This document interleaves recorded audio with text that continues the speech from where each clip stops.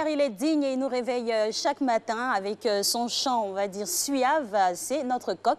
Et quand il est là, Matin Bonheur est là également. Merci d'être avec nous en ce mardi 11 février 2020 pour parler, bien sûr, de droit en dernière partie. Même pas que, on aura également du digital pour, pourquoi pas, susciter des vocations et donner de l'emploi. Ça sera l'essence même de notre sujet. Et nous resterons toujours en symbiose et en phase, comme à côté, avec moi-même. Oui, comment ça va, ma très chère? Ça va bien? Oui. Et chez vous, mesdames et messieurs, comment ça va? Merci de nous faire confiance une fois de plus pour vous réveiller du saut du lit à l'entrée dans la vie matinale. Avec au menu aujourd'hui le droit, nous allons parler droit. Bien sûr, changement de dénomination. On les appelait avant commissaire-priseur d'un côté, huissier de justice. Maintenant, on parle de commissaire de justice. Qu'est-ce qu'il y a dedans? Quelle est la contenance de cette nouvelle nomination, ce nom-là? Qu'est-ce que ça recouvre?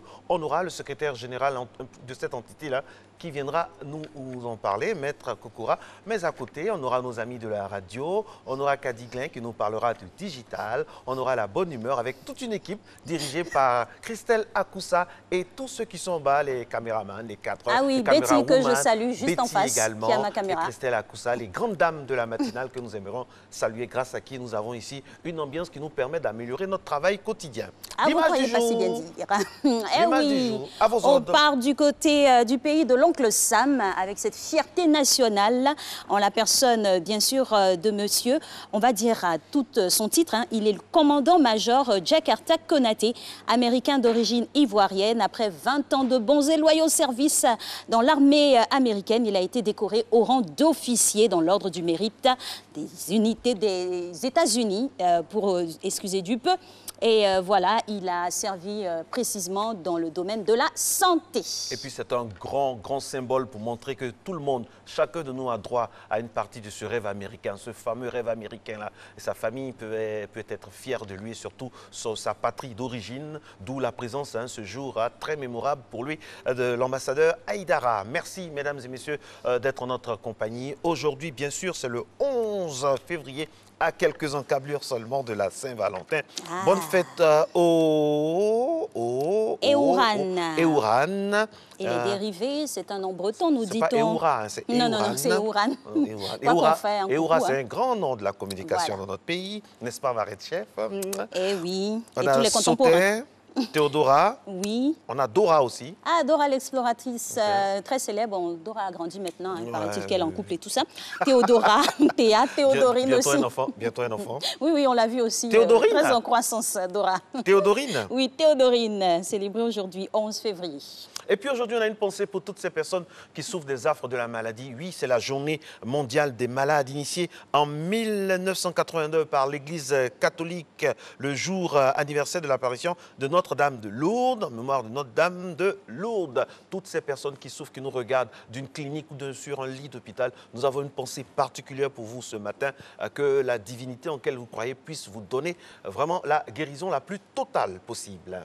Exactement. Et à cette occasion, chaque année à l'outre, on a des bénévoles volontaires comme ça qui emmènent les malades pour pouvoir prier et espérer avoir la santé. La santé également passe par l'information parce que quand on a l'information, on a la santé, on a la sérénité, on a moins de stress, ça contribue bien sûr à notre bien-être, d'où la présence de ce monsieur élégant, cool, courtois, Régis Kofi, le journal dans Matin Bonheur. Clap de début, c'est parti, action!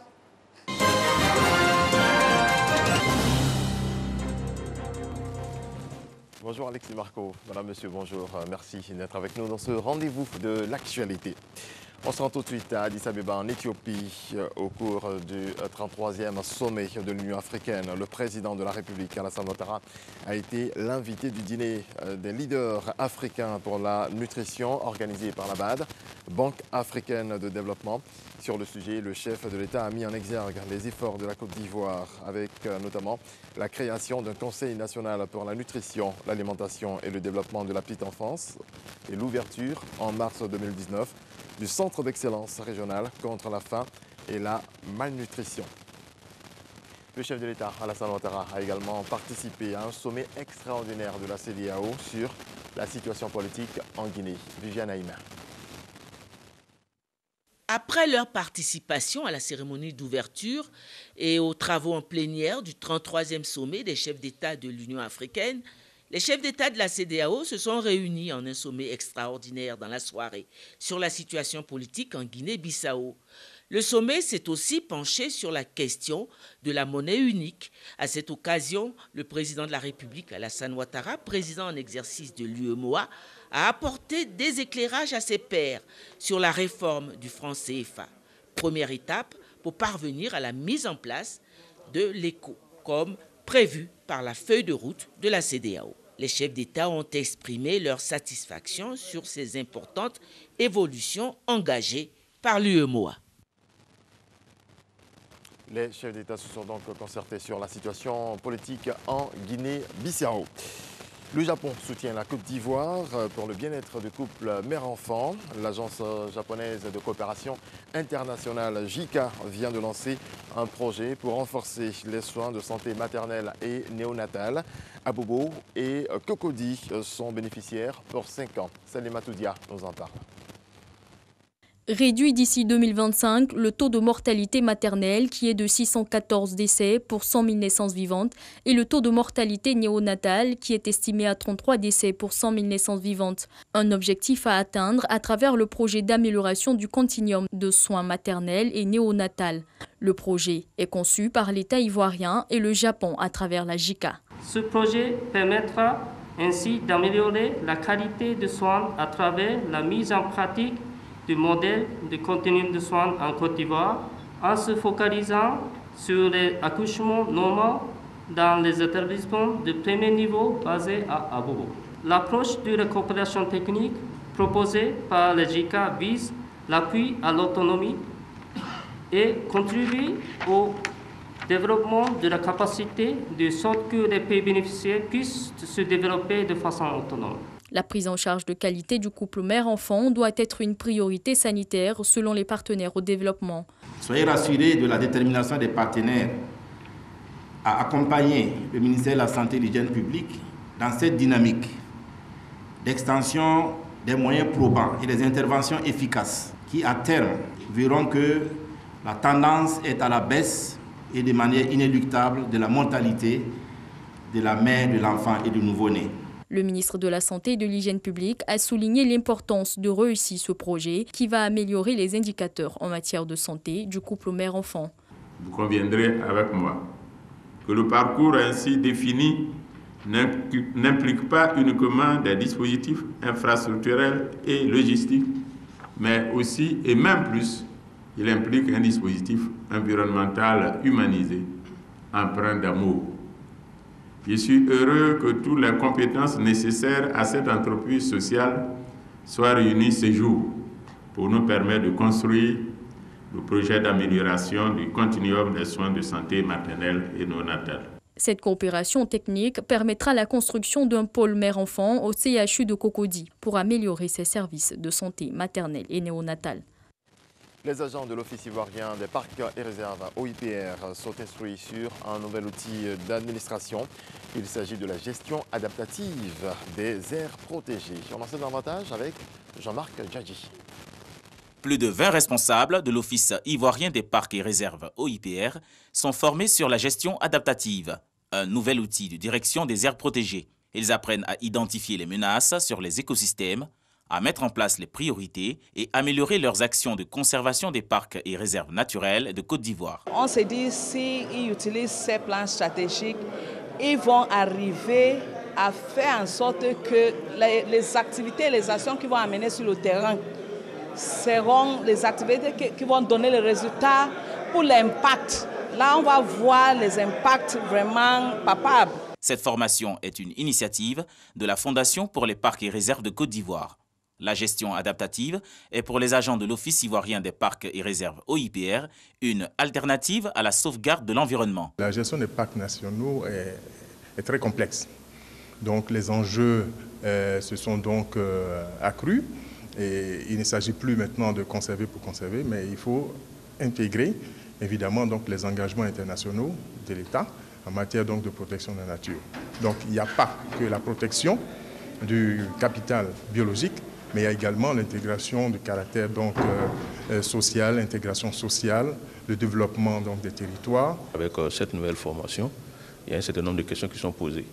il faut évaluer l'impact de nos actions sur le terrain et puis il faut vérifier est-ce que les actions que nous menons ont de portée qui vont vers ces différentes parties prenantes. Le renforcement des capacités de l'Office ivoirien des parcs et réserves OIPR s'inscrit dans le cadre de l'évaluation de l'efficacité de gestion des aires protégées en Côte d'Ivoire par le gouvernement. Voilà, c'est ici que s'achève cette édition. Un autre point vous sera proposé à 6h30, consacré à l'Afrique. Certainement, et restez en notre compagnie pour suivre les différentes éditions de Régis Kofi aujourd'hui. Il nous en reste 2 encore. Et nous, on part juste après le flash pour notre séance fitness avec le coach Diabaté qui fait travailler les cardio.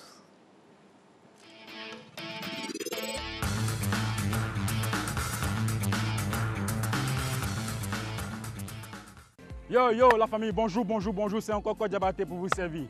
Aujourd'hui, séance cardio, boxing. Ok,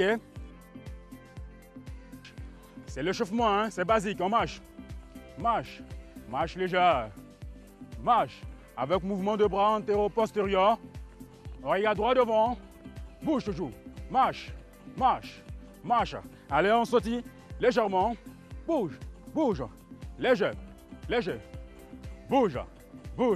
Je vois la maison sur la pointe des pieds. Là, tape. Bouge. Toujours la bouche ouverte. Inspirez, soufflez. On ne retient pas l'air à l'intérieur. Bouge. Talon fesse. Mouvement des bras antéro, postérieur. Bouge. Ok. Bouge. Avec le sourire. Le sport, c'est la vie. Bouge. Soyez relax. Bouge. Rebondis sur la pointe des pieds. Bouge. Les mains le long du corps. Bouge. Ok, là. Ouverture, fermeture. Bouge.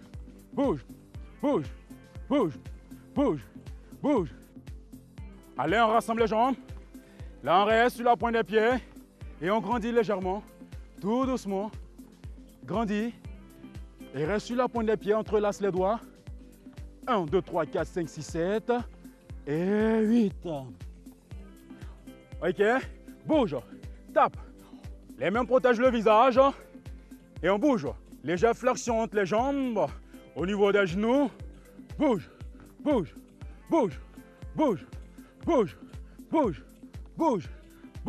On va ensemble, hein? Bouge. On part avec la main droite. Bouge. Droite, gauche. Et on revient protéger le visage. Bouge. On regarde droit devant. Position du corps. On est bien droit. On regarde toujours droit devant. Bouge. Avec le sourire. Le sport, c'est la vie. Bouge. Ok. Là, réalisation du mouvement. Légèrement fléché au niveau des genoux. Ok. Position les mains là. On est en garde. Tu sors la droite, gauche. Le mouvement n'est pas brusque. Tout doucement. Ok. Bouge. Regarde droit devant. Ok. La jambe ne va pas en arrière. On est sur le côté. Grandis là. Comme ceci. Bouge. Ok. Bouge.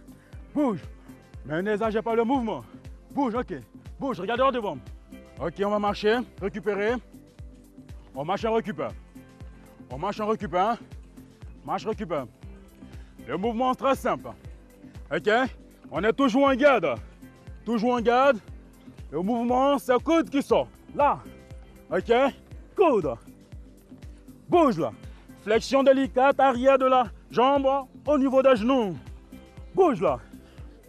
Coude. Ok. Bouge. Ok. Bouge là. Là. Regarde l'exercice là. C'est là. Le coude là. Ok. Mais la tête, visage, regarde droit devant. Bouge. Ok.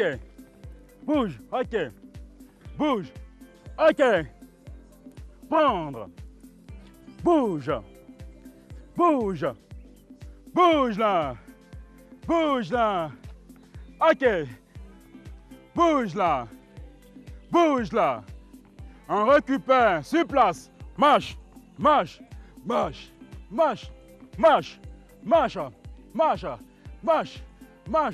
Avec mouvement de bras antéro-postérieur. Là, sur place, ça. Bouge là. Bouge là. Bouge là. 1, 2.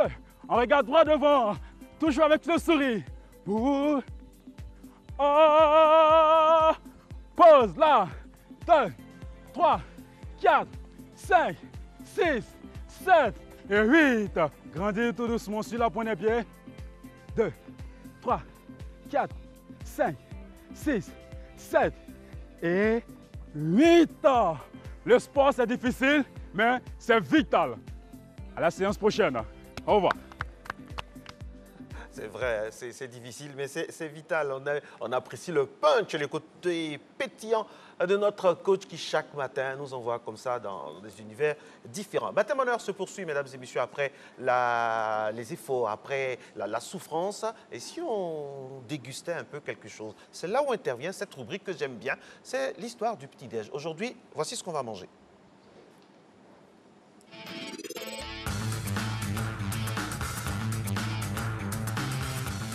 Eh oui, aujourd'hui, on aura partagé avec vous du pain fourré. Fourré à quoi, vous allez nous demander? Eh bien, c'est du pain fourré avec de la viande hachée, accompagné bien sûr de julienne de plusieurs légumes, oignons, tomates, ail, persil, pour vous donner plus de goût.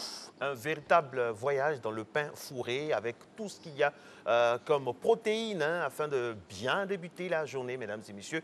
Et nous parlons sous le couvert, bien sûr, de notre docteur Envo qu'on va retrouver normalement jeudi, certifié par l'Organisation mondiale de la santé. On salue toutes les vendeuses et tous les vendeurs de pain fourré à travers la ville d'Abidjan et l'intérieur du pays, Boaké, Yamoussoukro, Tanda, Koufao. Nous vous saluons. Il paraît que dans ces endroits-là, il y a de vraies vendeuses de pain fourré. Lui, c'est un vendeur de journaux tous les matins. À Matin Bonheur, il fait la promotion des journaux. Grâce à lui, on peut lire tranquillement. C'est Renaud. Il est là. Et quand il est là, c'est là. Revue de presse.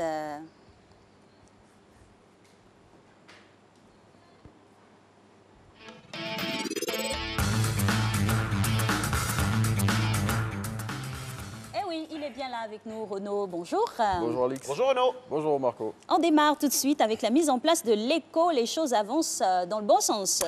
C'est ce que constate la conférence des chefs d'État et de gouvernement de l'UEMOA, selon Fraternité Matin, réunie en session extraordinaire ce dimanche à Addis Abeba dans le cadre du 33e sommet de l'Union africaine. La conférence a exprimé sa satisfaction sur les éclairages apportés par le président Alassane Ouattara ainsi que sur les importantes évolutions engagées par l'UEMOA pour parvenir à la monnaie unique. Et puis, on est toujours focus sur le sommet de l'Union africaine où le président de la République de Côte d'Ivoire, notre président, M. Alassane Ouattara, a vu son leadership reconnu par tous, n'est-ce pas Renaud? Oui, c'est ce qu'indique le patriote de ce jour. Selon le confrère, le chef de l'État a fait montre de ses qualités de grand dirigeant lors du 33e sommet de l'Union africaine qui s'est tenu le vendredi dernier en Éthiopie, forçant le respect et l'admiration de ses homologues. Le quotidien révèle à ce sujet comment Alassane Ouattara, président de la conférence des chefs d'État et de gouvernement de l'UEMOA, écrit les nouvelles pages du continent. Dossier messieurs Gbagbo et Blé Goudé à la CPI. Le président du FPI veut rencontrer le président de la République. Oui, présent à La Haye où il a assisté le jeudi dernier à l'audience relative à la levée ou non de la liberté restrictive de Laurent Gbagbo et Charles Blé Goudé. Pascal Affi-N'Guessan entend jouer sa partition pour réconcilier les fils de la Côte d'Ivoire selon l'Inter. Et pour ce faire, il souhaite rencontrer Alassane Ouattara. Et donc, devant cette requête, le confrère révèle la réponse du chef de l'État. Plus de précisions dans le quotidien qui va au-delà de l'info. Et puis le procès à la CPI de messieurs Laurent Gbagbo et Charles Blé Goudé continue de faire des vagues dans la presse.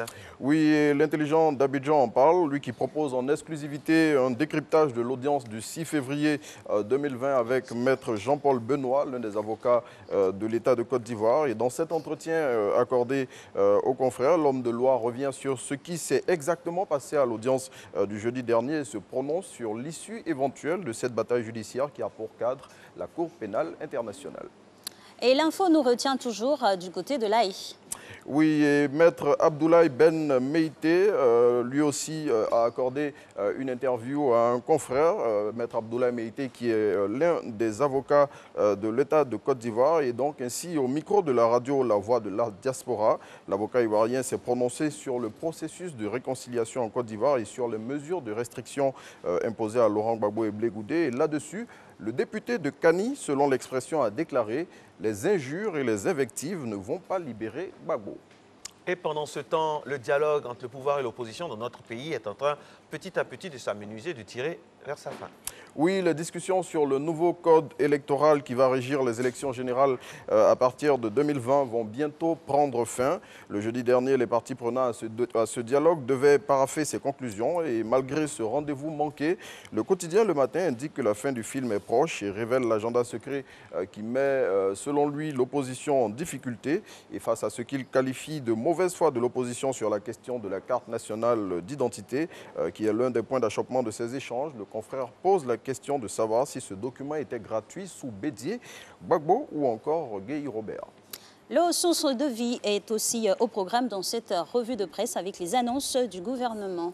Oui, un projet d'amélioration des performances techniques et financières du secteur de l'eau potable va être mis en œuvre dès le mois de mars 2020, selon Soir Info.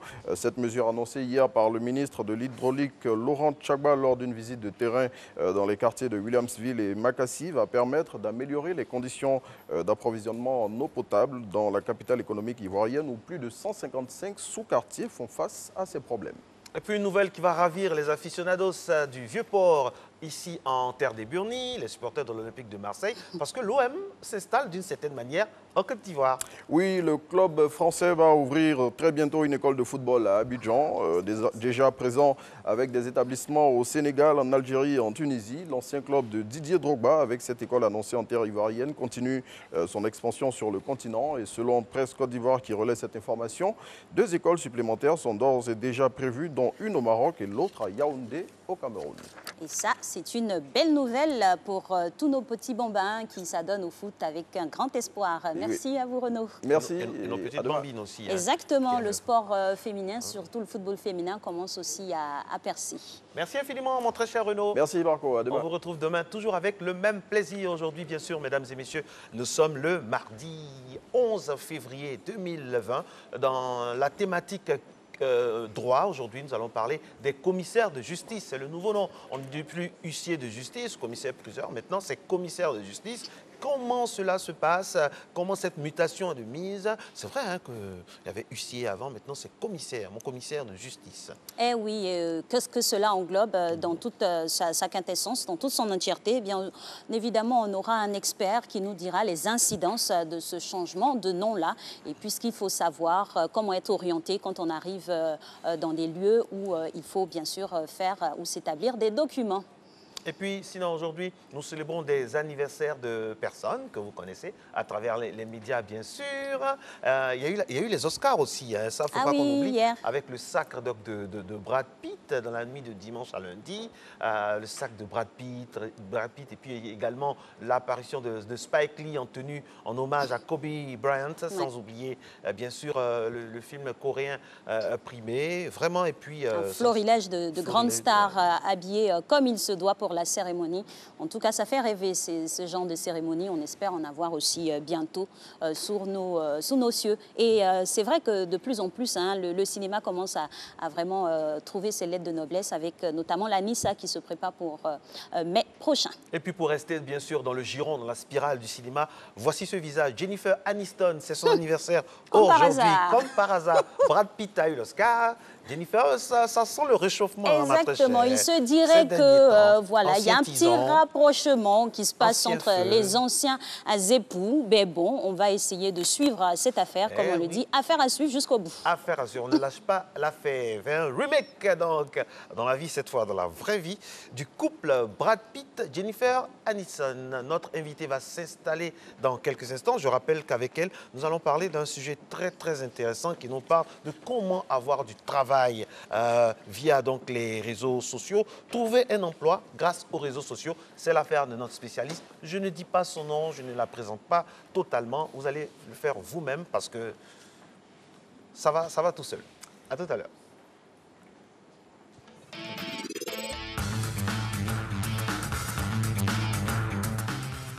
Voilà, elle est magnifiquement tressée avec, bien sûr, ces rappels de notre africanité et ses choris. Bonjour, Madame Cadignet. Bonjour. Bienvenue. Bonjour, merci.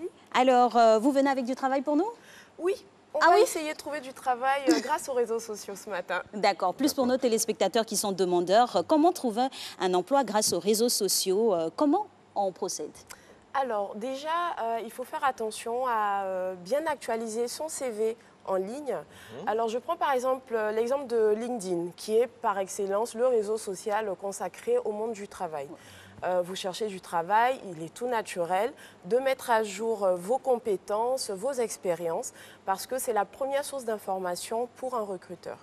Alors, moi, je conseille en général aux personnes de ne rien négliger en termes d'expérience. J'entends quelquefois des étudiants en recherche d'emploi dire « Ah, mais j'ai aucune expérience de travail, etc. » Je leur dis « Mais vous avez peut-être déjà donné des cours à des enfants, vous avez peut-être déjà travaillé dans un fast-food. » Ce sont des expériences, certes, qui ne correspondent peut-être pas à votre domaine de compétences, mais qui, en tout cas, peuvent démontrer que vous avez des aptitudes pédagogiques ou que vous savez travailler en équipe, par exemple.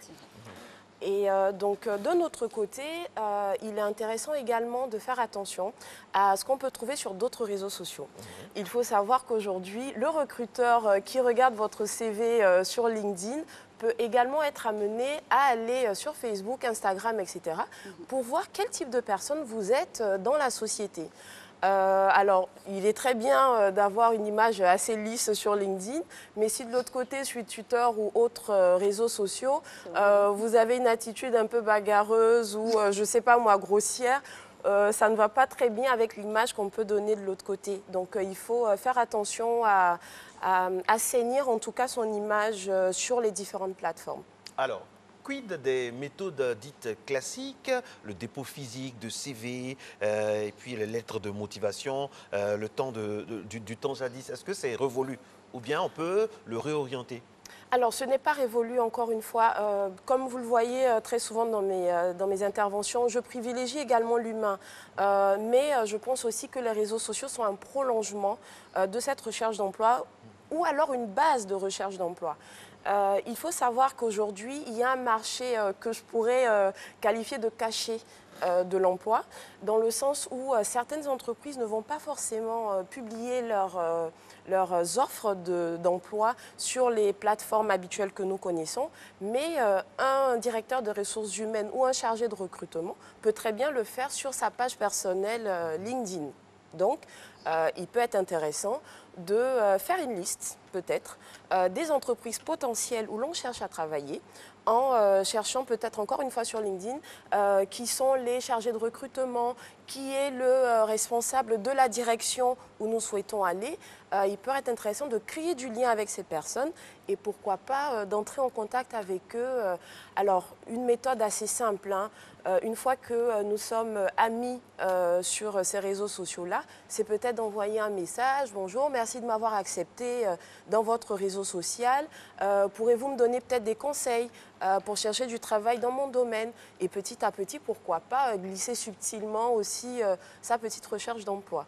Voilà, il faut être assez subtil et se créer des tentacules, en tout cas, sur les réseaux sociaux pour essayer d'élargir un peu son réseau et avoir plusieurs contacts.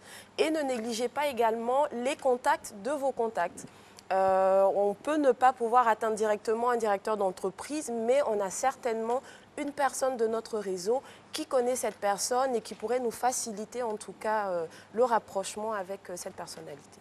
Ah justement, vous parlez de tentacules, ça m'intéresse.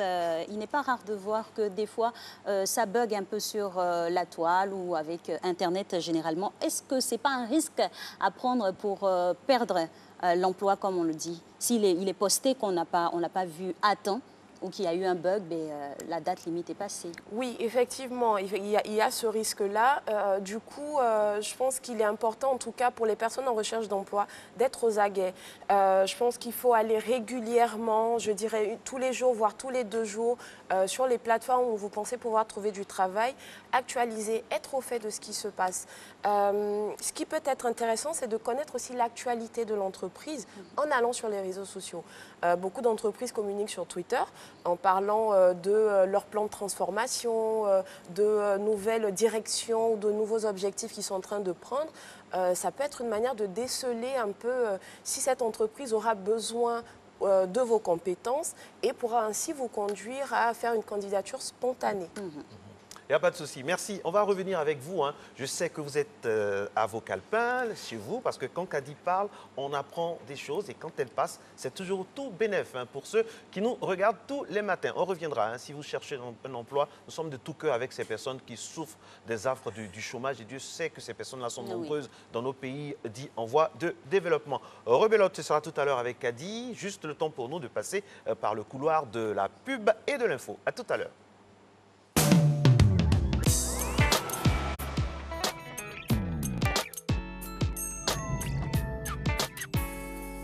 2, 3. Le grand concert offert gratuitement aux passionnés du sport et de la musique. Samedi 15 février 2020, de 15h à 20h au Palais de la Culture. 1. Des prestations en live. Serge Beno, Magic Diesel, Kajil, John Yale. 2. Des prestations en playback. Obans, Safarello Biang, Mix Premier, Sidonie la Tigresse, Afou Keita et bien d'autres. 3. Des freestyles et des démonstrations exécutées par les sportifs. 1, 2, 3. Attention, retiens bien. 1. Tu te prépares. 2. Tu viens au Palais de la Culture le samedi 15 février à 15h. 3. Tu fais le show avec les stars du sport et de la musique. Le concert 1, 2, 3, c'est gratuit et ça va être zo. Partenaires RTI 1, RTI 2, RTI Boaké, Radio Côte d'Ivoire, Fréquence 2, RTI Digital.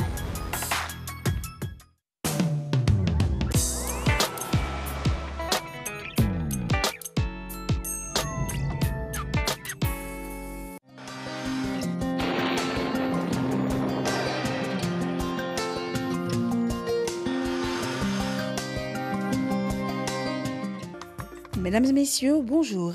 Le temps sera marqué par la présence de brumes humides tôt le matin sur les régions du sud forestier et du littoral. Par la suite, le soleil sera présent tout au long de la période. Le nord, l'ouest et l'est seront sous les vents secs et froids de l'harmattan avec des particules de poussière en suspension dans le nord. Dans le centre, on aura une atténuation des vents d'harmattan due au vent humide. Et pour les variables, 25 degrés s'affichera à Abidjan et à Diaké, 23 degrés à Bandoukou, 22 degrés à Boaké, 23 degrés à Daloa, 24 degrés à Dimbokro, 23 à Gagnoa, 21 degrés à Korogo, 20 degrés la minimale à Mont, 21 degrés à Odiéné, 24 degrés à San Pedro, 25 à Sassandra, 24 à Tabou et 23 degrés à Yamoussoukro.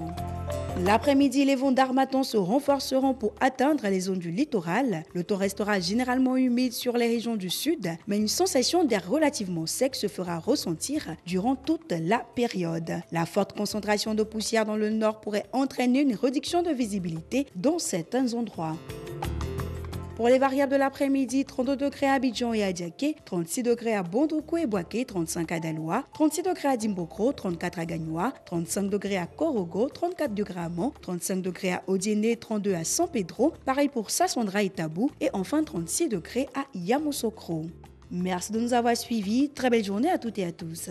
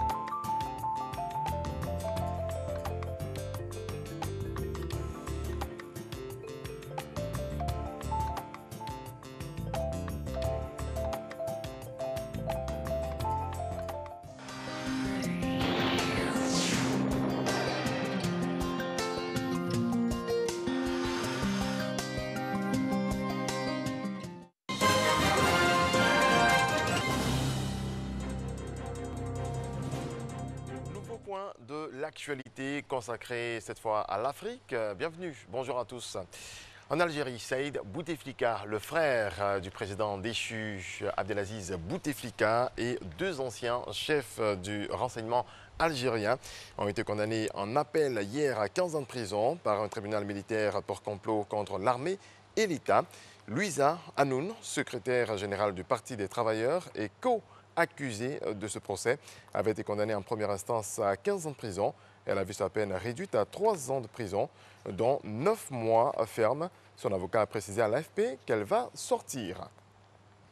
Dans une interview accordée hier aux médias français, RFI et France 24 à Addis Abeba, le président du Mali, Ibrahim Boubacar Keïta, annonce pour la première fois l'ouverture d'un dialogue avec les chefs djihadistes Yad Akrali et Amadou Koufa.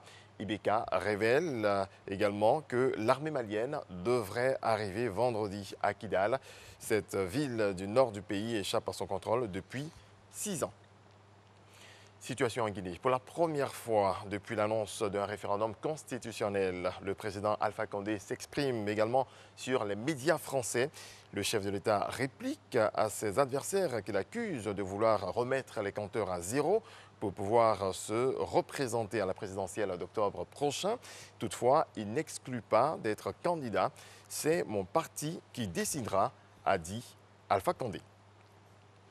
On sera à présent au Sénégal. Le pays veut développer son agriculture à travers le projet Saïda, soutenu par la FAO, une initiative liée aux technologies modernes. Regardons. Introduire les nouvelles technologies de l'information dans l'agriculture, une initiative de l'Organisation des Nations Unies pour l'alimentation et l'agriculture. La FAO lance le projet Saïda, Services agricoles et inclusion digitale en Afrique, pour moderniser, intensifier et réduire les insuffisances de l'agriculture. C'est un moyen d'équilibrer les connaissances. Donc, ils ont accès à des scientifiques de haut niveau qui peuvent leur donner les informations en temps réel sur les décisions qu'ils doivent prendre dans leur champ. Pour faciliter les échanges entre producteurs et commerçants, le projet Saïda s'articule autour de 4 applications mobiles. Parmi elles, Soignez et nourrissez votre bétail, e-NutriFood et Agri-Marketplace, les prix des intrants et sont connectés directement aux commerçants. Et ils ont aussi l'application météo et calendrier culturel qui leur indique quand il faut semer pour ne pas perdre cette première semence. La FAO accompagne les États pour la mise en œuvre du projet. Au Sénégal, 2 zones tests sont identifiées par l'ANCAR pour améliorer la productivité des systèmes de production sur l'étendue du territoire. Mais dans un premier temps, on va piloter la phase test pour aller également vers l'extension. La phase test concerne la direction zone des Niayes et la direction bassin arachidier sud. Cet outil important pour les petits exploitants agricoles et éleveurs va révolutionner l'agriculture. La tutelle soutient l'initiative. Le ministère de l'Agriculture soutient et appuie vraiment ce projet. Aujourd'hui, avec ces technologies, avec l'information qui arrive à temps au niveau d'un producteur, il peut, à son niveau, prendre la décision de dire que, écoute, je vais semer ou je vais attendre. L'autre aspect qui me semble important, c'est le volet commercialisation. C'est un développement majeur. L'importance vraiment de cette technologie a été reconnue dans le monde entier.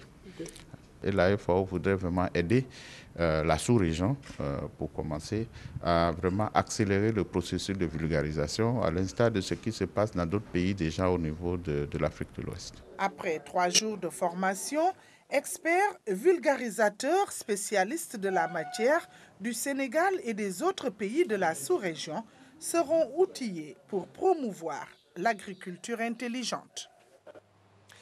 On termine avec du football. Les éperviers du Togo poursuivent les préparatifs du championnat d'Afrique des Nations CHAN.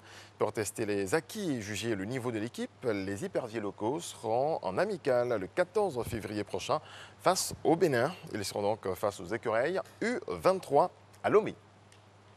C'est la fin de ce coup d'œil sur l'actualité africaine. Merci de votre attention. On se retrouve à 7h. Merci à vous, Régis Kofi. À dans pas longtemps.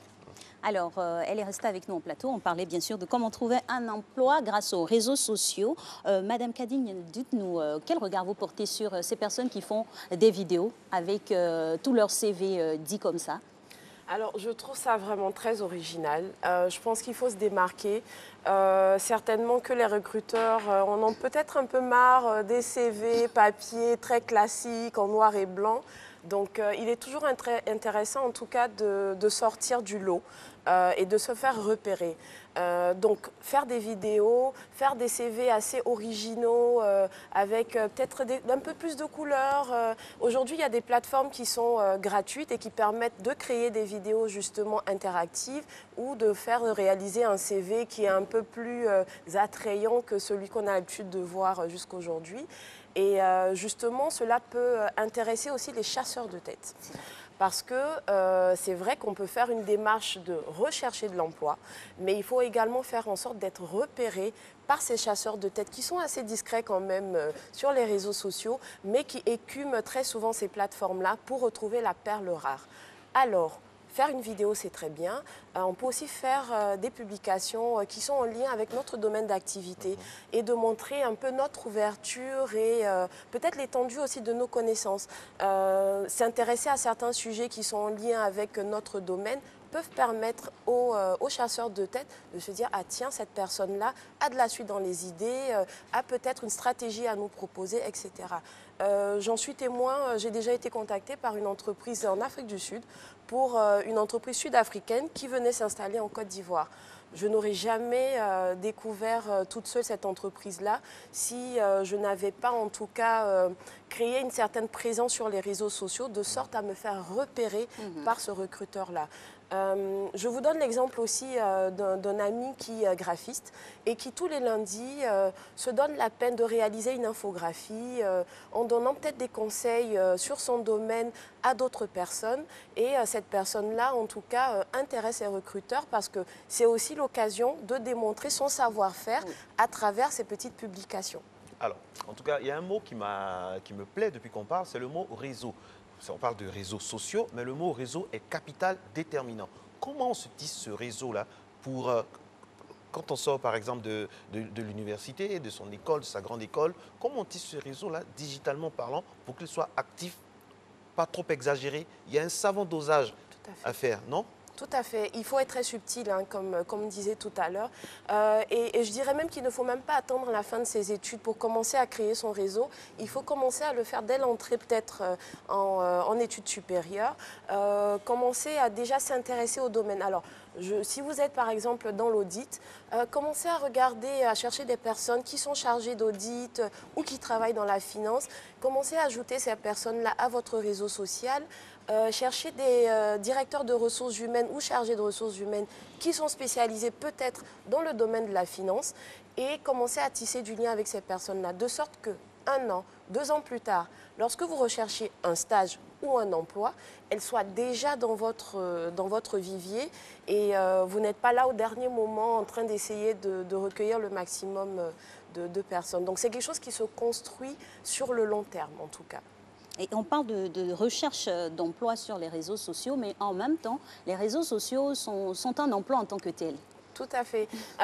C'est vrai que sont un emploi, oui, comme vous le dites, hein, pour des personnes qui travaillent dans le digital, hein, entre autres pour mes confrères. Alors là encore, je pense qu'il faut démontrer son savoir-faire. C'est vraiment l'occasion de parler de travaux peut-être qu'on a fait pour peut-être un membre de la famille ou pour une connaissance. Cela peut démontrer un peu nos capacités, ce que nous sommes capables de mettre en place une fois que nous serons embauchés. Alors, j'ai remarqué, hein, je ne sais pas si c'est moi seul, vous me direz, hein, si vous aussi, que depuis un certain temps, sur les réseaux sociaux, on a une forte tendance humanitaire. Les gens sont de plus en plus dans l'humanitaire. Est-ce que c'est fait à dessein? Parce que c'est toujours bon dans son CV de voir qu'on appartient à une ONG, qu'on a l'esprit caritatif, on a vraiment la philanthropie dans l'âme. Est-ce que ça fait partie du jeu? Oui, ça fait partie du jeu. Il ne suffit pas uniquement de dire qu'on a fait ses études là et là.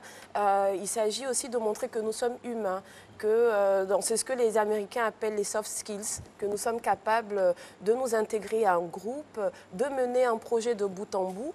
Et comme je le disais tout à l'heure, au-delà de vos compétences techniques, il est important aussi pour un employeur de prendre dans son entreprise une personne qui est peut-être au service des autres, qui sait écouter les personnes, qui est capable de donner de sa personne pour mener des activités. La majorité des grandes entreprises aujourd'hui ont tout un service RSE de responsabilité sociétale d'entreprise. Donc, il peut être intéressant de recruter une personne qui pourra travailler peut-être pour la fondation de cette entreprise.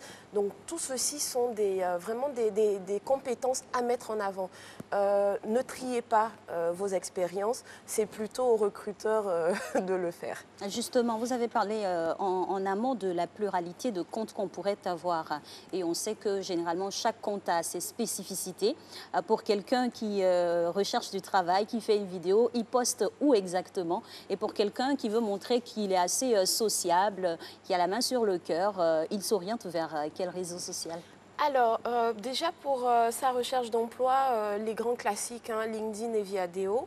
De l'autre côté, il ne faut pas négliger également Twitter parce que les entreprises sont présentes sur Twitter. Donc c'est aussi une plateforme intéressante pour démontrer un peu ce que l'on fait, suivre aussi les entreprises qui nous intéressent, pourquoi pas, parce que tout est interactif. Sachez qu'ils ont des responsables aussi spécialistes des réseaux sociaux qui regardent un peu quel type de personnes consultent. Sur Facebook également, vous avez une vidéo comme vous en parliez tout à l'heure.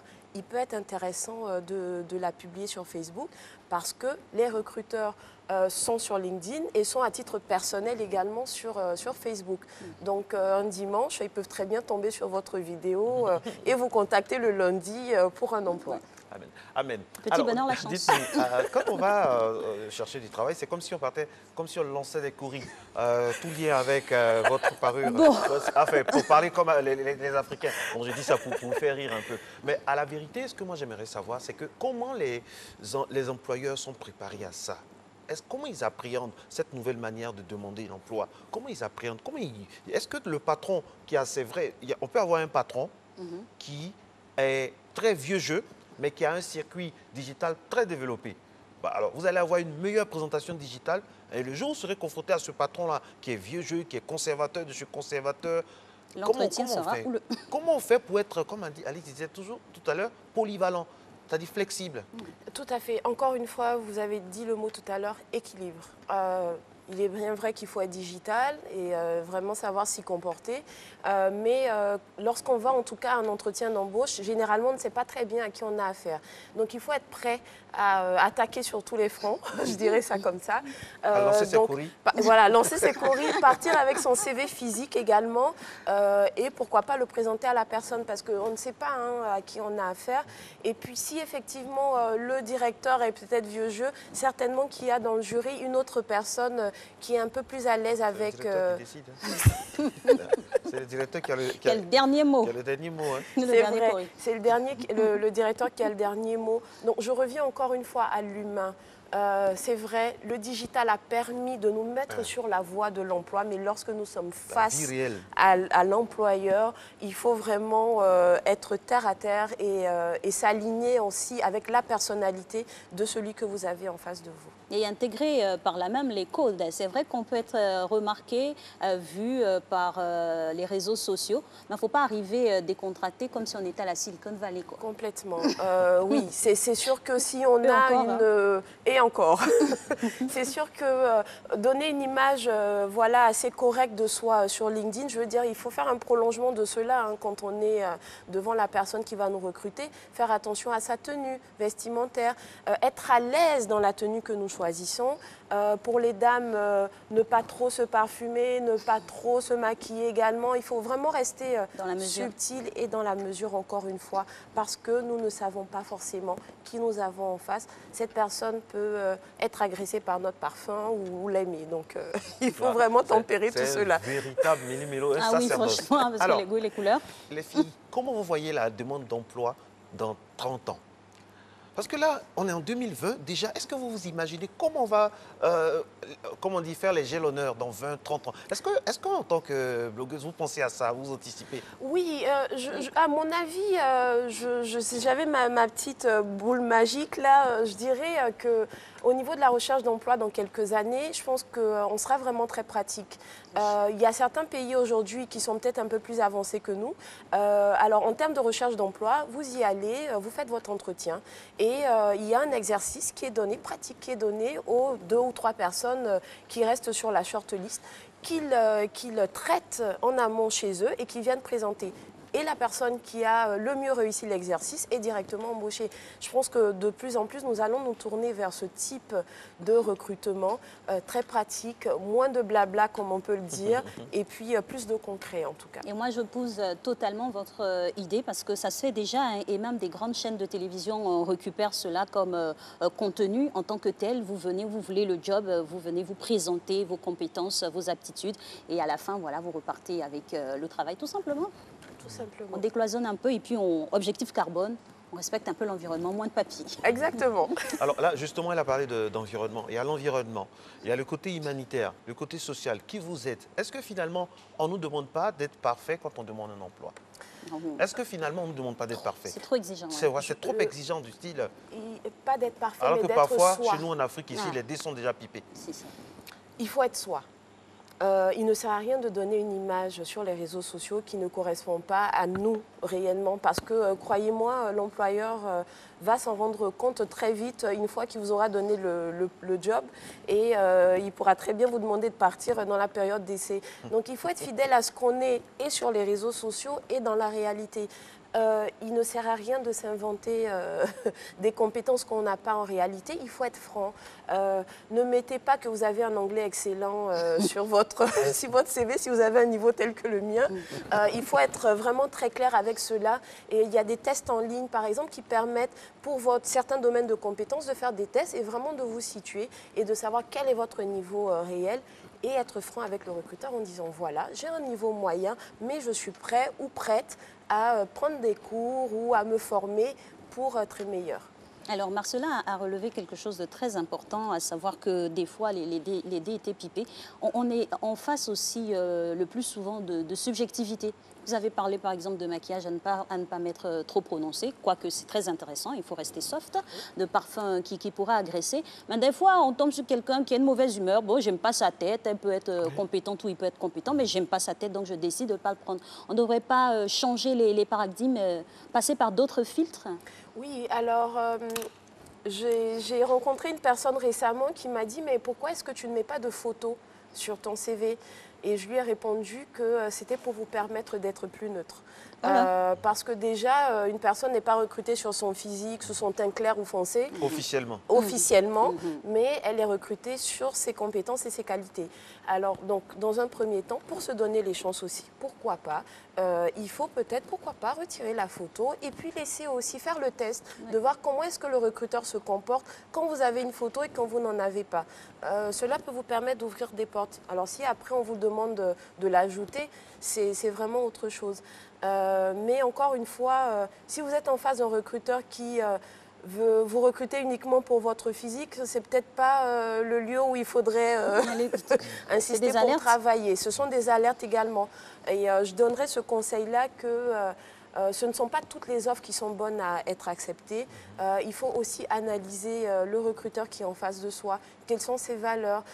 Comment est-ce que cette personne-là vous reçoit? Je pense qu'il faut arrêter de se mettre dans la position de celui qui quémande. C'est un échange en fait. Autant vous recherchez de l'emploi, autant l'employeur a besoin de vous. Donc il faut déjà se prédisposer à cet échange-là en se disant... le recruteur peut ne pas me convenir également. Et parce que dites-vous que vous allez commencer à travailler dans une entreprise pour le long terme, donc il faut vraiment y être à l'aise et être en phase justement avec les valeurs qui y sont défendues. Alors, il y a des données, des fois, très déterminantes. La religion, la peau, voilà, il faut dire la vérité. Autant quand on est en Europe, parfois, il y a des codes, c'est ce qu'on dit, hein, il y a des codes pour ne pas prendre une telle personne parce qu'elle est de telle race, tout ça, telle provenance. Et malheureusement, ça arrive dans nos pays où, avec des noms à consonance de telle région ou pas, on ne prend pas la personne. Ou bien des fois, c'est des questions subtiles pour voir un peu de quel bord politique vous êtes. Est-ce que tout ça, ça ne vient pas rendre malsain le côté de la recherche d'emploi, que ce soit digital ou physique ou réel? Tout à fait, je suis d'accord avec vous et il faut prendre garde à cela. Je pense qu'il faut aussi savoir ce à quoi l'employeur a le droit de s'intéresser. Vous avez tout à fait le droit de répondre que très gentiment et poliment que vous ne souhaitez pas vous étendre sur vos convictions politiques ou religieuses. Excusez-moi de vous couper. Est-ce que les CV, comme disait Alix, ne doivent pas être anonymes, sans photo, sans nom, mais seulement avec le cursus, pour que tout le monde ait la chance? Parce que dès qu'on va voir le nom, on va dire Gouvoyi, on va dire Kokola, bon, peut-être qu'il y en a qui n'aiment pas Gouvoyi, il y en a qui n'aiment pas Kokola, il y en a qui n'aiment pas les noms qui viennent de ces endroits-là. Vous voyez ce que je veux dire? Et pour vous tester, par exemple, désolé de vous couper, pour vous tester, on pourrait tous vous mettre dans une salle, rester toujours anonyme, derrière un écran sécurisé par l'entreprise, et vous donner des tests. Là, c'est concret, on sait si vous vraiment vous êtes en adéquation avec ce qui est écrit sur le papier. À la fin, c'est un bleu qui sort, c'est un rose, c'est un jaune, mais c'est lui qui a gagné. Je pense que c'est à ça qu'on va arriver dans le futur, parce que voilà, les photos, les noms... C'est concret. On peut définir tout de suite votre parti politique, surtout chez nous en Afrique, hein, avec les noms, c'est facile d'imaginer des choses. Parce que dans le futur, comme on disait tout à l'heure, c'est pas mieux d'avoir des CV sans nom, sans photo, mais juste avec ce qu'on a eu comme parcours. Tout à fait, et je pense que ça serait une meilleure solution, en tout cas pour créer de l'égalité entre les personnes qui sont en recherche d'emploi. Et cette technique est déjà appliquée dans certains pays, où justement les CV sont anonymes. Pas en Côte d'Ivoire en tout cas. Pas pour l'instant, mais nous allons y arriver petit à petit. Et dans ces pays-là, par exemple, il n'est pas mentionné certaines fois le lieu de résidence ou même le nom n'est pas mentionné, justement pour permettre aux recruteurs de prendre sa décision sur des bases vraiment objectives. En tout cas, franchement, on a tant à dire sur le sujet hein, par rapport à la recherche d'emploi sur le digital. On aimerait aussi peut-être avoir un bref regard sur ceux qui sont déjà sur le digital, qui offrent des services. Comment se comporter face à ces personnes? Alors, par rapport aux personnes qui sont déjà sur le digital, comme je le disais, c'est vraiment un travail au jour le jour. Je pense sans harceler non plus les personnes, il ne faut pas hésiter à aller leur parler. Lorsqu'elles publient des informations sur les réseaux sociaux, les commenter, un like, un petit message, peut-être pour souhaiter une bonne semaine ou quand il y a des commémorations, etc. Tout ça contribue en tout cas à la présence et à la visibilité. Il faut être capable de voir les offres et les personnes capables de vous embaucher, mais il faut aussi se rendre visible par ces personnes-là. Donc je pense que c'est vraiment un travail du quotidien que d'aller vers l'autre, de s'intéresser à son actualité, mais aussi à soi, de produire une certaine actualité. Donc c'est vraiment dans les deux sens. Merci infiniment à vous, ma très chère. C'est toujours un délice de vous avoir sur ce plateau pour échanger sur des sujets, des choses et d'autres. Et franchement, merci. On espère qu'à travers votre canal, il y a des personnes qui ont été touchées ce matin. D'autant plus que les gens suivent de plus en plus Matin Bonheur avec leur calepin parce que c'est une émission d'utilité publique. Ah, tenez, vers la fin de cette émission, on va parler des commissaires de justice qui vont nous parler un peu de leur métier, de ce que ça implique, de comment cela est appréhendé et comment la population voit ce métier-là. Mais avant, on va aller à un reportage. Juste derrière, on aura la pub et l'info et on revient pour la thématique.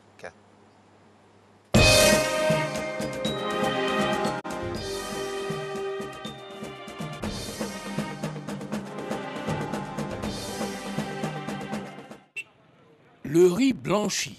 Les statistiques commerciales suggèrent que le niveau de consommation avoisine les 70% par an et par habitant en Côte d'Ivoire. Résultat, le riz est la denrée alimentaire la plus prisée, avec des enjeux en rapport avec sa nature. Le riz est une denrée stratégique pour la sécurité alimentaire de la Côte d'Ivoire et la stabilité sociale des ménages.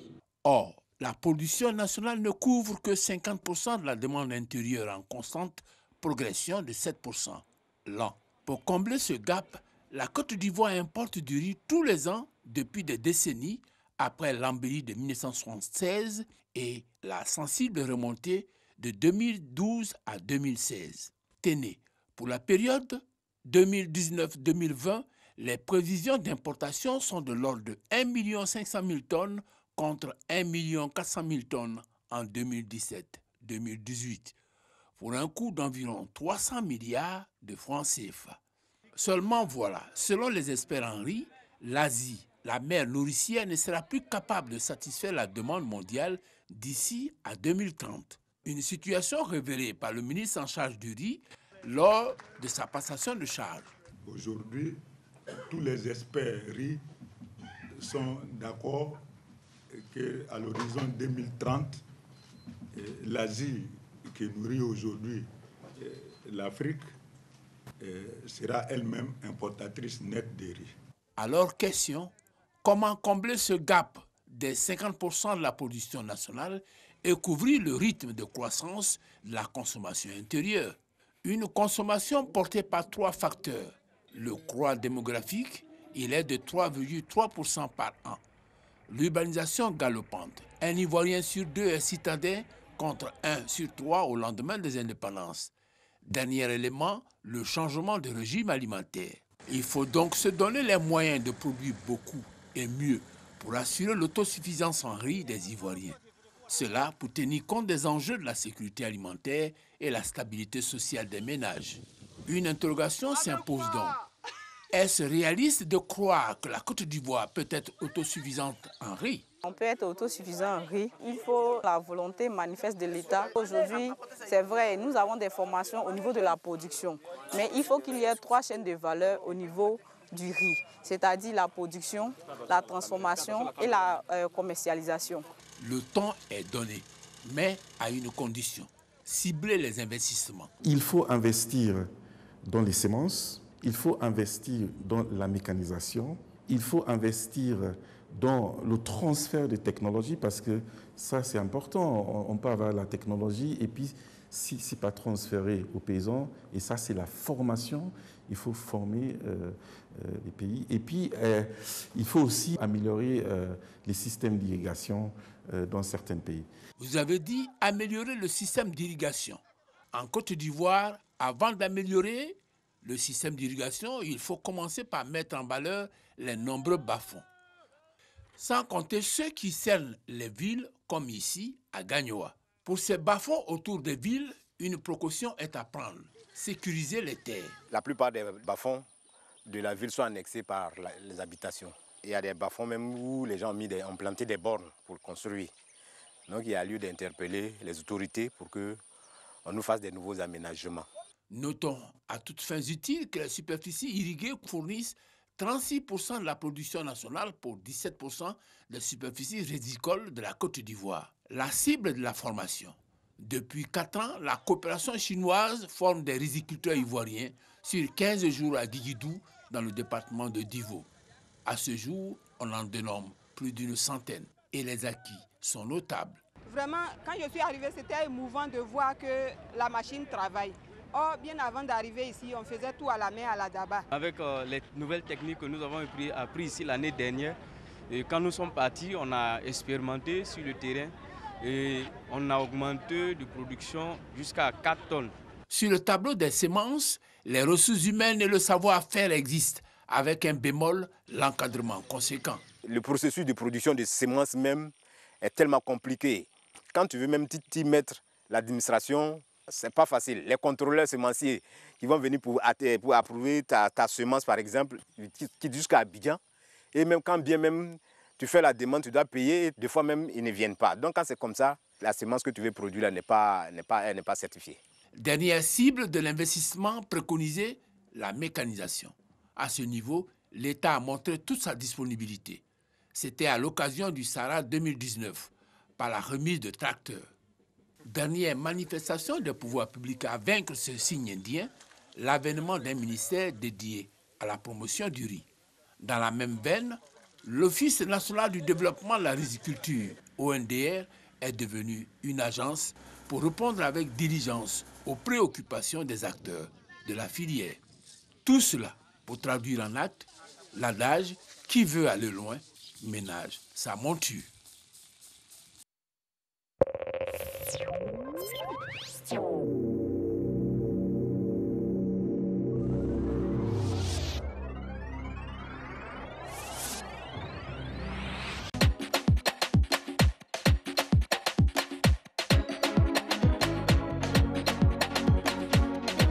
Ok Beno, à 3 tu reprends le refrain. Attends, t'as dit quoi? À 3? Non, à 3 je me lance. Ouais. À 3 je deviens pro du sport. Vous allez voir. Du nouveau à RTI Publicité. À l'occasion de la Saint-Valentin, bénéficiez de remises exceptionnelles sur nos packs vitrines pour une meilleure promotion de votre commerce aux heures de pointe. Vous êtes une boutique, un espace de distribution, un magasin, un hôtel, un restaurant ou un maquis. Cette offre est faite pour vous. Contactez vite nos agences RTI Publicité au 22 40 12 50. Plateau 22 40 12 50. Poste 47 43 et 46 32. Cocody de Plateau Vallon 22 40 12 50. Poste 54 20 et 47 92. Boisquet 22 40 12 50. Poste 54 28. San Pedro 64 13 61 36. Célébrons l'amour ensemble en vous faisant découvrir par le grand public. RTI Publicité, la régie proche des annonceurs. Cette année, la Saint-Valentin sera géniale avec le jeu Quiz SMS Saint-Valentin. Envoie vite LOVE, L-O-V-E, au 98 114 et tente de gagner des lots surprises chaque heure. Des nuitées à Assigny en couple, 50 000 francs et 100 000 francs CFA chaque jour, 500 000 francs CFA et un super lot de 1 million de francs CFA pour passer une Saint-Valentin de rêve. Envoie maintenant LOVE, L-O-V-E, au 98 114. C'est 103 francs les SMS.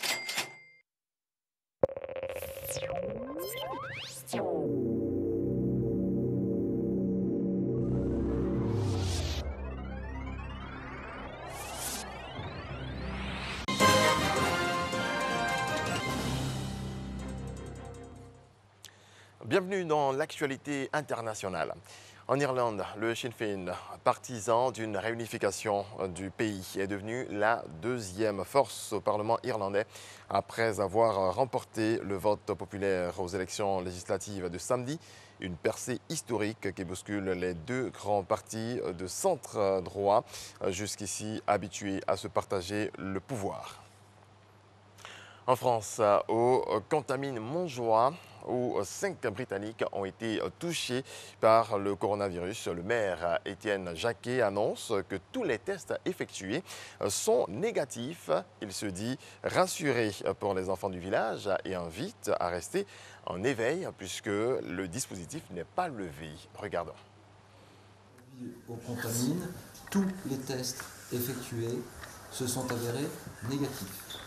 C'est une bonne nouvelle, bien entendu, pour les contamineurs, puis j'imagine aussi pour vous. Je vous mentirais en vous disant que vous allez me manquer, mais je crois que cette nouvelle nous permet de rester, bien entendu, en éveil et en vigilance, puisque le dispositif n'est pas levé, mais nous permet surtout d'être rassurés pour les enfants des contaminés. On reste en France. La tempête Ciara a frappé de plein fouet le Cap Corse depuis le début de l'après-midi de ce lundi. Des vents à plus de 201 km/h y ont été relevés. Les rafales sur l'île ont attisé un incendie qui a gagné du terrain. Il a déjà ravagé près de 50 hectares et progresse rapidement sur les hauteurs. Toute la Corse devrait rester en vigilance orange, au moins jusqu'à mercredi matin. Je vous invite à regarder la ville britannique de Edenbridge suite aux inondations causées par la tempête Ciara dans le nord de l'Angleterre. Les villes de Edenbridge et de Middlemroad ont été parmi les plus touchées par la tempête, submergeant des voitures et coupant l'électricité à des dizaines de milliers de personnes.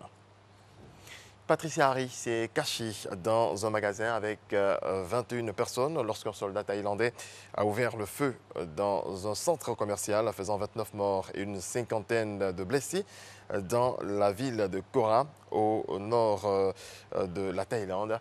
Il a éteint la lumière et la climatisation. C'était si calme que je pouvais entendre ma respiration, a-t-elle témoigné. Le soldat retranché, il faut le rappeler, a été abattu au petit matin.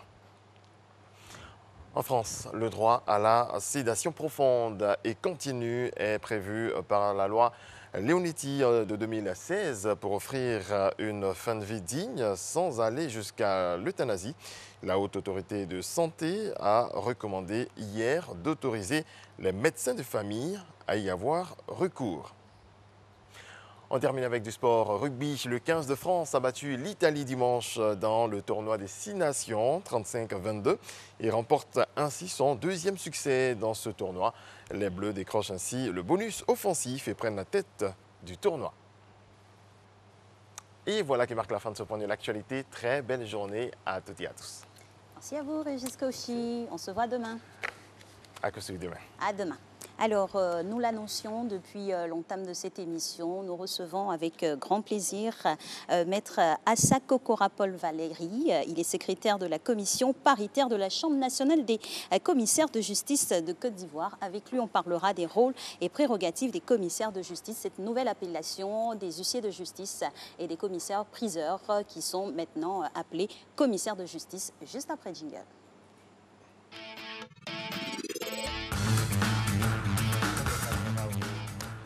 Voilà, c'est parti pour le droit. L'état du droit, vous le savez, c'est tous les mardis sur Matin Bonheur. Nous essayons à travers les invités ici vous parler vraiment de tout ce qui rythme notre système judiciaire. Aujourd'hui, nous allons parler des commissaires de justice. Qui sont-ils? À l'origine, on parlait d'huissiers, on parlait de commissaires-priseurs. Maintenant, on a décidé, au niveau donc, de l'organisation, de faire en sorte qu'on parle d'un seul mot, d'une seule nomination, du moins une seule dénomination, les commissaires de justice. C'est la raison pour laquelle nous recevons avec beaucoup de plaisir Maître Assa Kokora Paul Valéry. Alex l'a dit, mais la répétition est pédagogique à Matin Bonheur. Il est secrétaire de la commission paritaire de la Chambre nationale des commissaires de justice de Côte d'Ivoire. Première question, pourquoi une commission paritaire? Tout n'est pas encore prêt? Tout est prêt, tout est en marche, disons, pour être fin prêt d'ici quelques mois. Commission paritaire parce que il faut préparer une transition, une période transitoire qui a été prévue par les textes, qui prévoit que pendant une année, la fusion va se faire parce que, comme on l'avait dit tantôt, c'est une fusion entre 2 professions anciennes, d'huissiers de justice et de commissaires-priseurs. Et bien sûr, les anciens, les ex-commissaires-priseurs, ne connaissant pas encore les pratiques des huissiers, il faut les former à ces pratiques. Et vice-versa, les anciens huissiers de justice, il faut les former aux pratiques des commissaires-priseurs. Donc, une commission paritaire a été instituée par décret et qui prévoit, pendant cette période transitoire d'une année, que ces formations puissent se faire et également qu'il y ait de la sensibilisation et de la vulgarisation auprès des populations. Parce que c'est quelque chose qui est nouveau et qu'il faut apprendre, il faut inculquer aux populations, aux justiciables et même aux praticiens. Voilà. Justement, vous avez parlé d'un équilibrage à faire entre les 2 anciennes professions. Oui. Quelle est l'origine de cette nouvelle profession? Alors, l'origine, elle remonte à des siècles, depuis l'Antiquité. Le passé récent est celui que ces 2 professions-là sont issues de la profession d'huissier de justice et de commissaire-priseur. Mais à l'origine, il faut savoir que ces 2 professions de commissaire-priseur et d'huissier de justice appartenaient à une même famille. Voilà, une même et seule famille, depuis l'Antiquité, sous un régime d'organisation sociale qu'on appelait la Pax Romana. On remonte à l'époque romaine. Et à cette époque-là, la Pax Romana est venue pour essayer de réguler la vie en société. Avant la Pax Romana, c'était œil pour œil, dent pour dent, la loi du talion, comme on lui disait. Quelqu'un a fait quelque chose à un autre, s'il est plus costaud, c'est sa loi qui va l'emporter. Les Romains sont venus instituer un ordre de vie sociale où la justice désormais n'est plus rendue par une personne, mais rendue par une autorité instituée à cet effet. Donc c'est sous le règne de cette Pax Romana qu'un groupe d'acteurs qu'on appelait des auxiliaires, qui s'appelaient à cette époque sous le nom latin de officiales. Ces officiales étaient repartis en 2 grandes catégories. Les apparitores d'une part, ils devaient réunir le peuple dans un lieu pour entendre dire la justice. Et lorsque la justice est dite, il fallait des personnes pour veiller à l'exécution. Imaginez par exemple qu'on se réunit, on dit que dame a raison sur sieur, sur monsieur, mais qu'arrivé à la maison, le sieur, lui, il dit que comme il a plus de biceps, il fait prévaloir son droit de physique sur la pauvre dame. Il fallait donc des personnes, des officiers habilités pour que même dans les faubourgs, l'autorité de la justice qui a été dite soit exécutée. On les appelait donc les exécutores. Voici les ancêtres des huissiers et des commissaires-priseurs. Et ces officiels-là ont évolué dans le temps pour avoir plusieurs appellations. Et parmi de nombreuses appellations telles bedeau, semonceur ou sergent, l'histoire a retenu l'appellation commune de huissier. Huissier, étymologiquement, qui provient de hui, hui qui veut dire porte. À l'époque, la justice était rendue dans un palais. Donc les grandes portes du palais qu'on appelait les huis, c'est ces palais-là qui accueillaient la justice. Et donc ceux qui les ouvraient, les portiers donc, étaient des huissiers. Huissiers de justice sous Napoléon depuis 1804, qui a voulu que les huissiers désormais portent une seule appellation. Avant cette réunification, il y avait plusieurs catégories. Il y avait des huissiers en faubourg, des huissiers à cheval et des huissiers qui s'étaient spécialisés dans la prisée et la vente aux enchères. Ils ont porté donc le nom de huissiers-priseurs. Et lorsque Napoléon a voulu la réunification, cette catégorie d'huissiers-priseurs qui était plutôt nantis parce qu'ils avaient le bon rôle, certains partaient saisir à grands frais, à grand risque, et eux, ils se chargeaient juste d'évaluer. La chose de la prison, en fait, c'est l'évaluation des biens meubles. Ils évaluaient et ils vendaient. Leur rôle était beaucoup plus facile, ils s'en sortaient beaucoup plus. Donc, lorsqu'on a décidé la réunification, ils ont voulu se démarquer. Donc, des huissiers-priseurs ont décidé de ne plus s'appeler huissiers, mais de s'appeler commissaires-priseurs. À l'origine, donc, ce sont les membres d'une même famille dont certains se sont démarqués. Aujourd'hui, à la faveur d'une initiative française, parce que la France est le berceau de ces professions-là, a voulu qu'il y ait une fusion parce que, pour des raisons certainement dont nous allons parler plus tard, pour permettre de ramener les mêmes membres d'une famille ensemble pour constituer aujourd'hui la grande famille des commissaires de justice. Voilà. Certaines réunifications. Une réunification. C'est cela. Comment le grand public appréhende-t-il la fonction de commissaire de justice, d'huissier, commissaire-priseur? Est-ce qu'il sait déjà, ce grand public-là, déjà que le nom a changé? Bien, notre reporter est parti vous interroger. Voici ce que ça donne.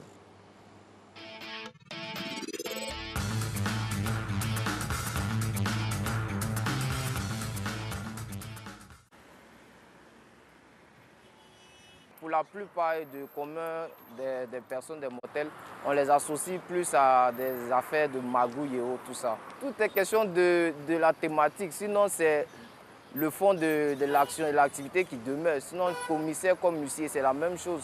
Ça, pour moi, ça ne va rien changer. Je n'ai pas une bonne expérience des huissiers de justice, parce que quand j'étais étudiant, j'avais une tante qui était huissier de justice, bien entendu, qui nous sollicitait pour aller expulser des personnes de leur maison. Et cela suscitait en moi vraiment la tristesse. Et donc ça ne m'a vraiment pas donné une bonne image des huissiers de justice. Ben, commissaire, je pense que ça vient encore même pour alourdir leurs actions. Voilà. Parce que quand on attend commissaire, bon, on pense tout de suite à la sanction. Bon, je pense que c'est un titre comme les autres. Donc je ne vois pas le changement. Peut-être certaines personnes qui ne savent pas penseront que c'est un titre qui est plus élevé. Sinon, ce sont les mêmes actes qui vont poser. Ils devraient saisir cette opportunité-là de pouvoir redorer leur blason, comme je disais tantôt.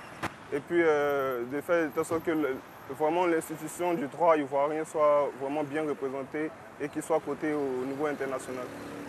En ce qui concerne la nouvelle appellation, désormais qui seront appelés maintenant commissaires de justice, le citoyen lambda va penser tout de suite à une mauvaise connotation de cette appellation-là. Eh oui, plusieurs réactions face à la question posée. Beaucoup de critiques aussi à l'encontre de nos chers commissaires de justice désormais.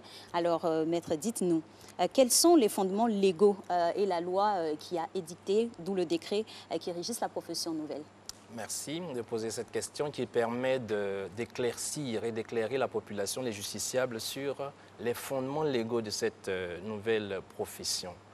Alors, la profession est basée sur une loi de 2018, 2018-974 du 27 décembre 2018, portant statut des commissaires de justice. Cette loi est la loi fondatrice.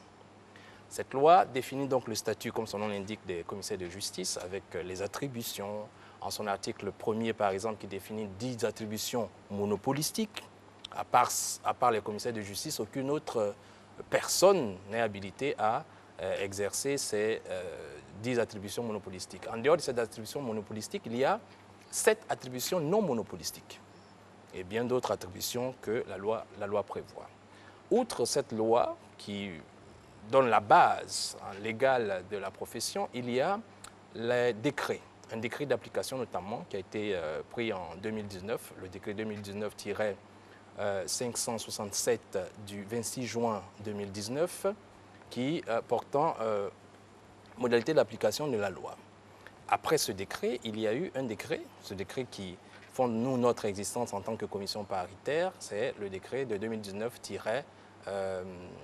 2019-496 du 12 juin 2019, portant institution de la commission paritaire. Voici, à l'heure actuelle, les fondements légaux de cette profession et en parcourant ces textes, on comprend le rôle nouveau attribué à cette nouvelle corporation. Alors, à ce jour, il y a combien de commissaires de justice dans notre pays? D'autant plus que c'est une union donc, de commissaires, priseurs et d'huissiers. Et puis, quelle est la formation pour y accéder? D'accord. Déjà, au niveau du nombre, le nombre évolue avec les contingences de la vie, décès, démission, nouvelles nominations et tout. Vu que c'est la fusion des ex-huissiers de justice et des ex-commissaires-priseurs, permettez que je donne le nombre de ces ex-là. Il y a 392 ex-huissiers de justice inscrits et 25 ex-commissaires-priseurs. Vous voyez, donc, voilà, j'ai voulu insister sur le nom pour qu'on voit un peu les proportions qui sont en jeu.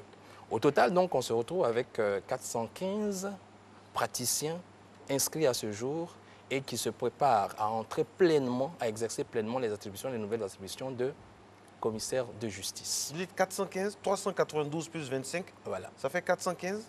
On va voir. Ça fait pas 415, hein? Ça fait combien?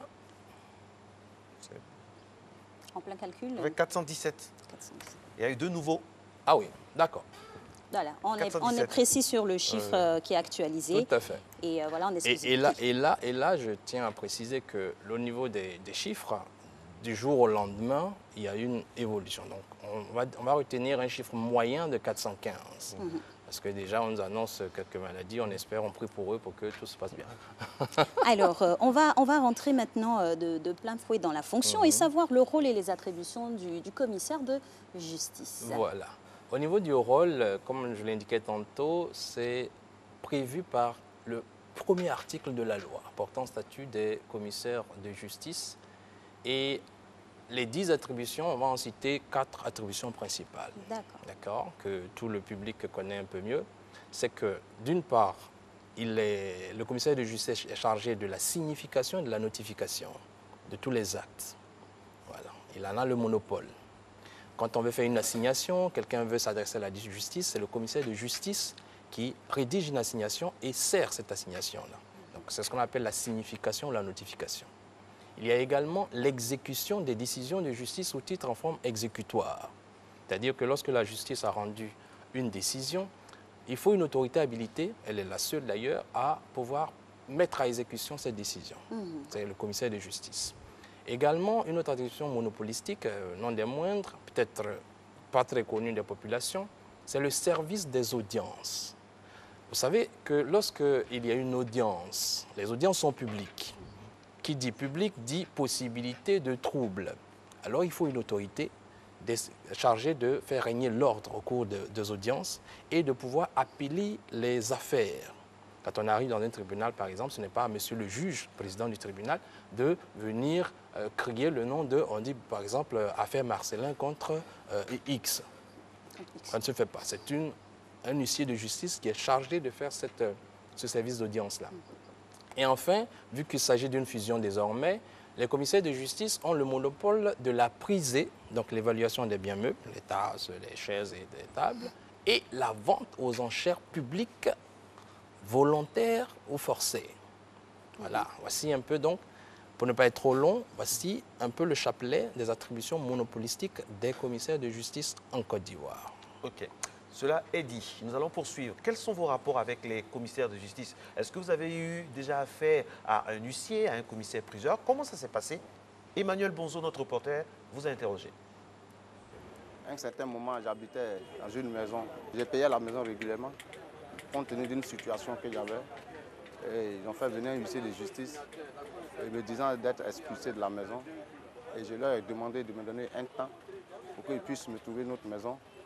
Et ils m'ont traduit à la justice et la justice a demandé également à ce que moi je sois extradé de la maison. Après, c'est moi-même qui suis allé plaider auprès du propriétaire de la maison, auprès des huissiers de justice pour lui dire que moi je veux partir, mais néanmoins donnez-moi au moins une semaine pour que je sorte de la maison. Et c'est ce qui a été fait. Et la semaine qui a suivi, j'étais obligé de déménager de la maison. Pour ce que moi je sais de la justice, avant d'expulser quelqu'un de la maison, il faudrait au moins lui donner un temps, peut-être qu'il va au moins de 3 mois. Mais pour moi, ça n'a pas été le cas. Ils ont voulu qu'automatiquement, je quitte la maison. Étant quelqu'un qui n'aime pas les discussions, et j'ai décidé comme ça de prendre une semaine, rien que pour aménager et arranger la maison et puis sortir de la maison automatiquement. Et ce qui m'a empêché même d'enlever certaines choses de la maison, l'installation d'eau que j'ai fait de mon propre argent, tout ça, je leur ai donné cadeau et aujourd'hui, je me trouve quelque part ailleurs. Donc, ils ne m'ont pas donné un document qui atteste que je dois faire au moins 1 mois ou bien 2 semaines. C'est moi-même qui, par ma propre volonté, aller vers le huissier pour dire que j'ai besoin qu'une seule semaine seulement pour sortir de la maison. Et cela a été fait. Et pendant les 1 semaine, par la grâce de Dieu, j'ai eu les moyens et je suis sorti de la maison pour aller ailleurs. Sans pitié. Alors, maître, on a des sourires, on est un peu crispé face à ce témoignage-là. Quel est votre commentaire? Un commentaire tout simple. Hein. Il y a du vrai, il y a aussi des choses des équivoques à lever au niveau de l'exercice de notre profession. Une profession qui est très difficile, hein, parce que nous sommes en contact direct avec la population. Il faut faire preuve d'une certaine fermeté parce que nous représentons quand même l'autorité de l'État. Nous sommes mandataires du chef de l'État dans l'exécution des décisions, délégataires d'une parcelle de puissance publique. Il faut donc que l'adage qui dit dura lex sed lex. La loi, elle est dure, mais c'est la loi. Nous devons incarner cette fermeté de la loi.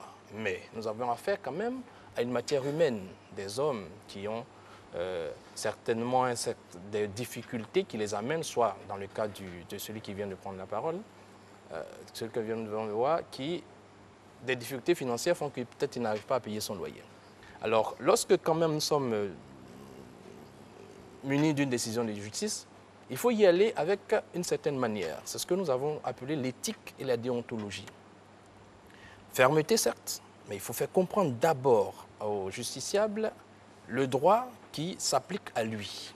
Très souvent, beaucoup ignorent. Tout à l'heure, le monsieur disait que de ce qu'il en sait de la loi, lorsque on doit expulser quelqu'un, on lui accorde un délai.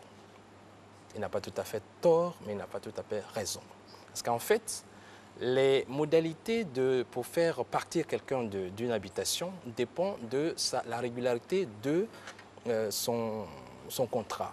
Lorsqu'il exécute son contrat correctement et qu'il paye correctement son loyer, il n'y a presque pas de moyen de le faire partir, à part le fait que le propriétaire lui-même souhaite habiter la maison, parce que c'est sa maison. La loi lui donne le droit d'intégrer la maison une occupation personnelle ou une occupation un membre de sa famille. Dans ce cas, il donne ce qu'on appelle un congé de 3 mois pour un locataire qui respecte le paiement du loyer. Mais pour quelqu'un qui déjà au niveau du loyer fait défaut, il est déchu de ce droit-là au maintien dans les lieux, donc par une procédure, et il faut savoir qu'on ne peut pas expulser quelqu'un que par une décision de justice. Il n'y a qu'une décision de justice qui permette d'expulser quelqu'un. Et cette décision-là, lorsqu'elle est obtenue, elle est d'abord signifiée à la personne que la décision concerne et on peut lui accorder un délai, 48, 72 heures selon le cas, pour favoriser l'exécution volontaire de cette décision. Et personnellement, nous sommes en train de constituer un nouvel état d'esprit au niveau des agents d'exécution que nous sommes pour que lorsque nous allons pour une exécution, nous accordons toujours un délai, la chance à une exécution volontaire. Ça permet de faire comme s'il s'agissait d'un déménagement. Voilà. Maître, vous allez donc informer la grande population pour que les gens puissent savoir rapidement qu'est-ce que vous allez faire pour que le plus grand nombre puisse être informé de cette fusion-là, commissaire-priseur, huissier de justice. Oui, c'est justement notre présence sur ce plateau pour lequel nous remercions la RTI s'inscrit dans le cadre de dans le cadre de cette vulgarisation.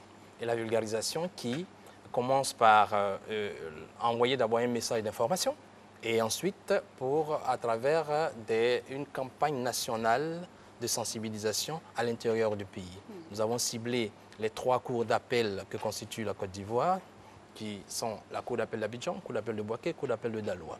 Donc un programme de tournée sera fait et les populations recevront sous la forme d'audience pour que chacun apprenne et pose des questions sur ce que c'est qu'un commissaire de justice.